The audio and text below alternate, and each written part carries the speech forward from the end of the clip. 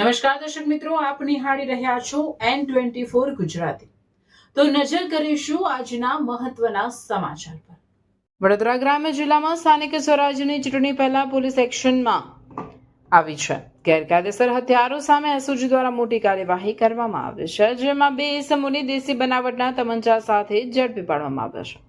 વડોદરા ગ્રામ્ય પોલીસ દ્વારા ઓપરેશન પરાક્રમ અંતર્ગત અસામાજિક તત્વો સામે કડક કાર્યવાહી ચાલુ રાખવામાં આવી છે।